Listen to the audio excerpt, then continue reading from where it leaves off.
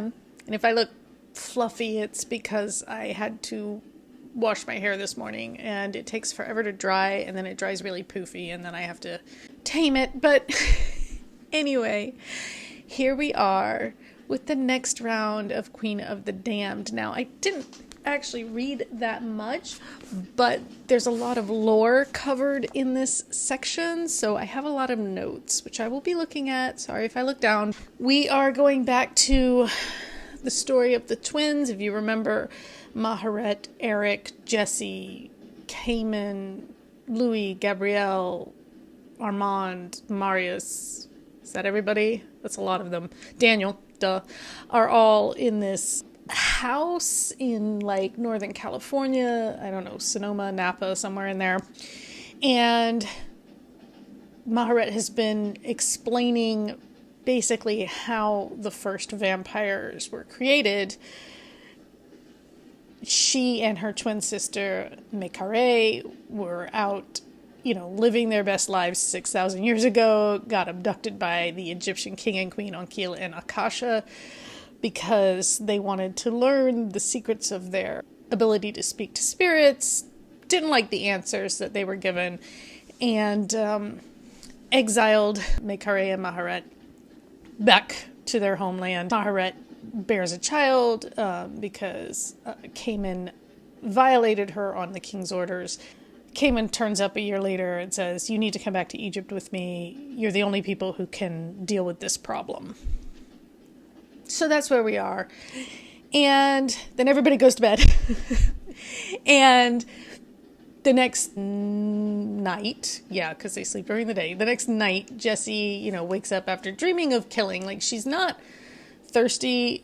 Maharet's blood is so strong that Jessie doesn't really crave or need to drink blood to survive, I guess, but she still, dreams about it. What's weird is that she also, she wakes up in a dark room, and she's got this really strong blood, but she can't find the door. It's so dark, she can't find the door. And I'm like, well, you can see in the dark, though, right? If you're so strong. And I mean, yes, you could give me that whole story of, well, but in a pitch black room, because to see in the dark, you really do need light from somewhere. I understand that in a scientific way, but I feel like for consistency's sake, and just for the sense of establishing Jessie's power, her suddenly not being able to find the door easily is kind of weird to me. I feel like she would remember where the door was from the night before, or she would go right to it. I don't know. I'm overthinking it. I recognize this, but as somebody who's an editor, I think about these things when I'm editing books. Does this make sense?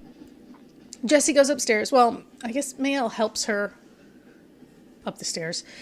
And there's TVs running news stories and newspapers on the table about what happened, what Akasha and Lestat did in India.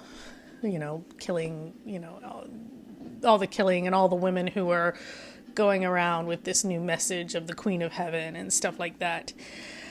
So then we get Maharet going back to her story about how Khayman was tormented by the spirit Amel. After they left Egypt, Amel took it upon himself to torment Khayman for doing those things to them. It's interesting because Khayman's just sitting there. We could also maybe hear from him a little bit, but I mean, I know he's not proud of this story. He doesn't particularly want to tell this story, but it's interesting that Maharet just stands in monologues for as long as she does. They're going back to Egypt with Khayman. Maharet gives Miriam, the daughter, to someone to raise in her stead, and they go back to Egypt with Khayman, and basically the land of Egypt at the time is now kind of torn between those who blame Enkil and Akasha for all the bad things going on, for having done those things to the twins. Those are the people who want to go back to the, cannibalistic ways of their ancestors, versus, I guess, priests and stuff who are blaming the twins and think that the twins should have been executed and then everything would be better. The old families in Egypt had, like the cannibalistic families, had gathered to attack Akasha and Enkil. This is after, like, a bunch of stuff had happened to Khayman, where, like, the corpse of his father had been reanimated by Amel and stuff like that. Weird stuff, but, you know. And so Akasha and Enkil are attacked. They're about to die.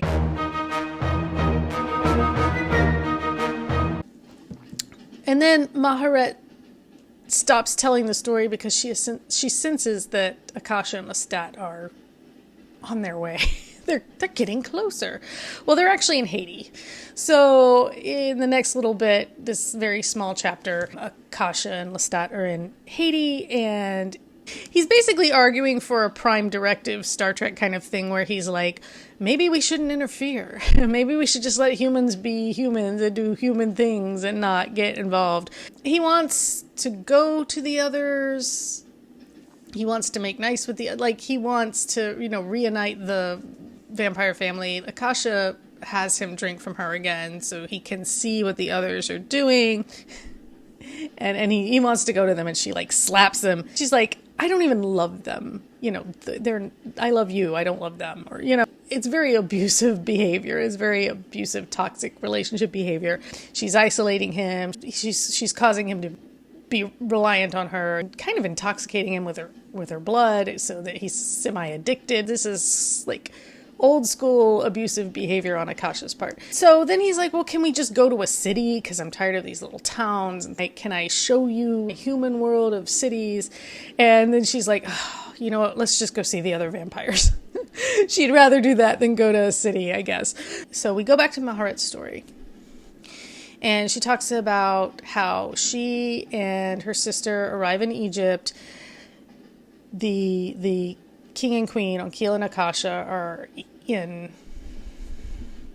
pain from all the thirst. They drink from multiple people every night, and they can't slake their thirst. Akasha goes through a really elaborate description of how she was dying, her soul was leaving her body, but then this kind of mesh net came over, pulled her back into her body, and she was in pain, but then something was changing and her wounds were healing, and this is Amel, like, kind of ingraining himself in her, and then suddenly she wanted to drink Enkil's blood because he's bleeding, and so she does that, but some of the blood goes back into Enkil's mouth, and he starts to drink, and so she's the original vampire. They end up being called the first brood, this first generation of vampires. So basically, the reason the twins have been brought back to Egypt is to tell Akasha and Enkil what they are, like, what have they become? Is there a way to change back to being human, or to not be thirsty for blood all the time or whatever? And then the twins are like, we've never seen this before. We've never heard of this. This is beyond anything we've dealt with. So we can't really help you. Because Akasha is constructed as this person who is able to talk herself into believing things. Whatever's convenient to believe. We all know people like this, right? She just talks herself into, this is destiny, this was meant to happen, we really are a god and a goddess, we are Osiris and Isis, and they go on to be worshipped as Osiris and Isis. Not, again, liking the answers that the twins give them. Akasha and Enkil have them locked up, and while they're locked up, Mekare admits, I actually sent Amel after them. I did it. I sent him to torment them. And Khayman comes in. He's like, it doesn't look good. You've been condemned to death. The twins have tried to convince him to destroy the king and queen during the day when they're vulnerable, but he can't bring himself to do that. So the next night, they're dragged out to the same place where they had been held before, the noontime ceremony when they were violated and exiled. And this time, Akasha has Mekare's tongue cut out for telling lies. And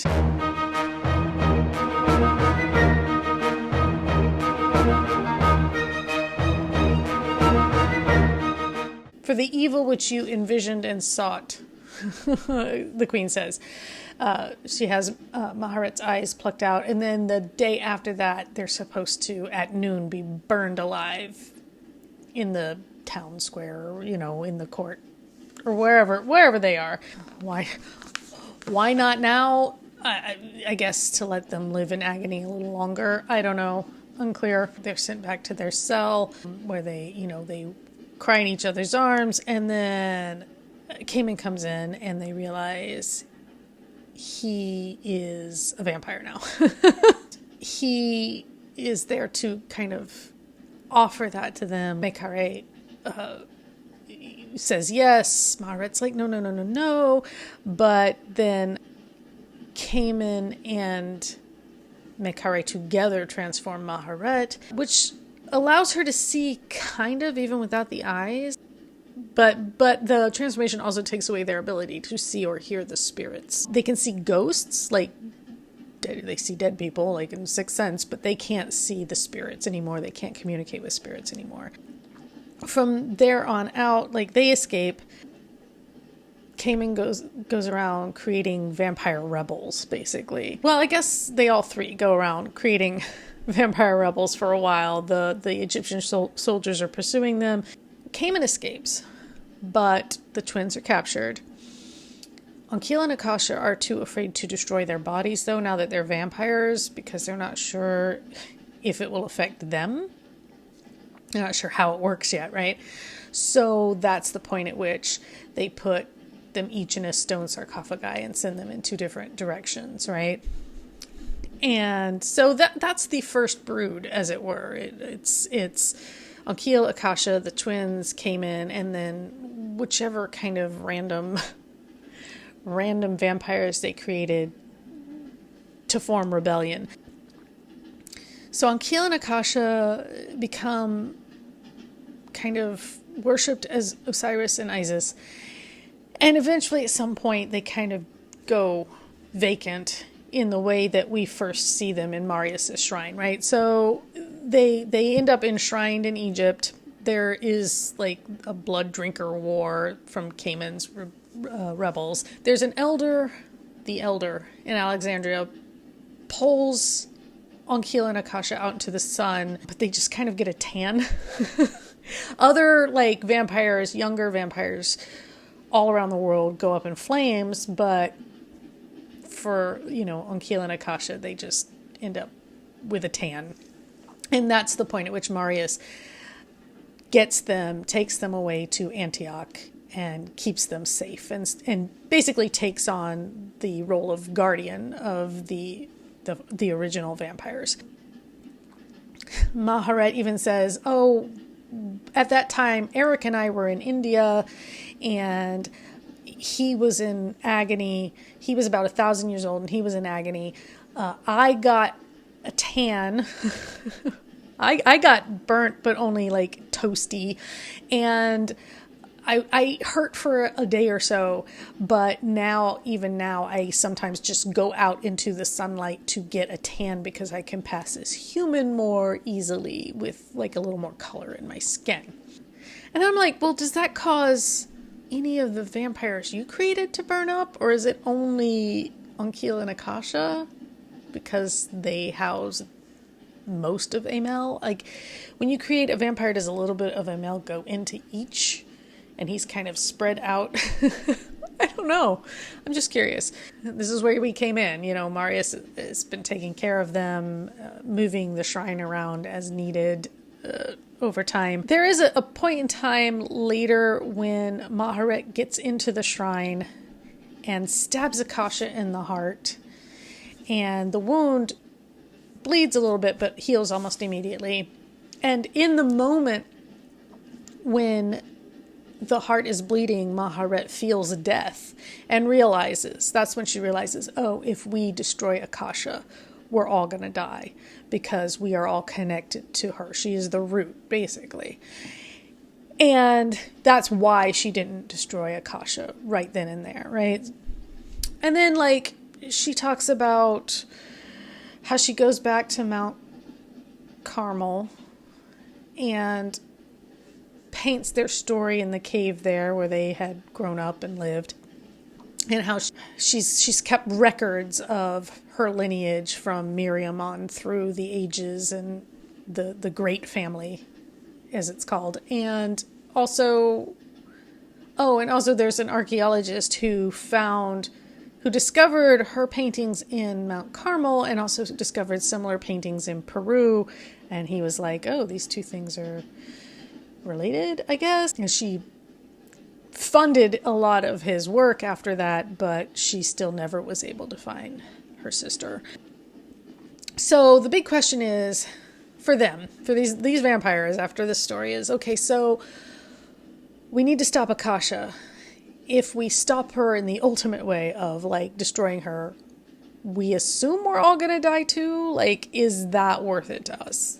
Is whatever she's about to unleash on the world worth all of us dying for her? And then at the end of this story, as they're trying to figure that out, Lestat arrives. He walks into the room. He's hugging everybody. He's so happy to see them all. And Jessie kind of has this moment where she realizes that even though he's had these dreams of the twins, he doesn't fully understand the whole story because he hasn't been there to hear it, and he's only had those same dreams they've all had that none of them understood until Maharet explained it all.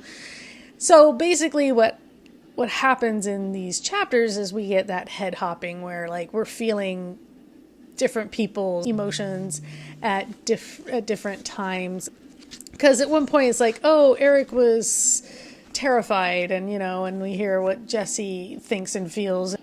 But again, this was written in the 80s, and that was a very common way to write. I think a lot of my early works, because I started writing as a teen in like the late 80s, early 90s, has that, because that was not as frowned upon then as it is now. It's just interesting to go back and read something like this and see what we call head hopping, but it's just really like an omniscient point of view where you're able to tell what everybody is thinking without breaks for point of view and things like that. That's just it's just a different style.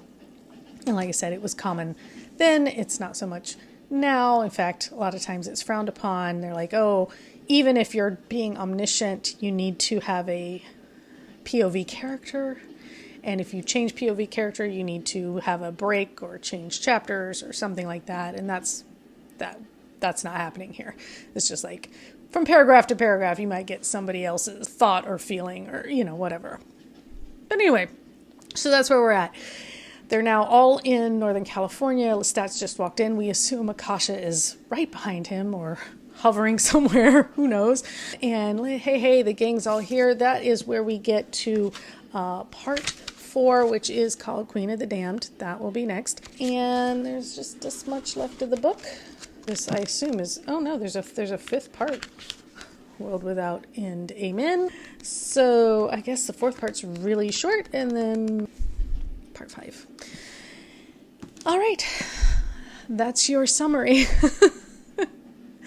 I will keep reading this. I am also reading The Writing Retreat, kind of. I'm on page like 84, 85. It's not great. I mean, I'm still curious enough to keep reading, but I'm not fully enjoying it. There's only one character in that book that I'm enjoying right now, and that probably means I don't know if this is a book where people die. I feel like this is a book where people may die, so I figure this character might be one of the first. The only one with any sense is, of course, the black girl, and she's either going to be the first to die or she'll be the last person standing. I'm not sure which. I've heard of this book. I've been wanting to read it, but I don't know anything really about it, and maybe I should have read more about it before picking it up, but I kind of like going in cold, except I don't know what's going on here. The main character in this book is awful. Most of the people around the main character are awful. Like I said, there's one character that I can even kind of stand, and so I'll keep reading this. I'll keep kind of reading The Writing Retreat until I hit a point where I give up on it or I finish it, and I'm in rehearsals for a play right now, so my ability to read much is curtailed because I do have to go learn lines. Anyway, all that said, I'll be back at some point with more of this or a different book for you. And until next time, take care.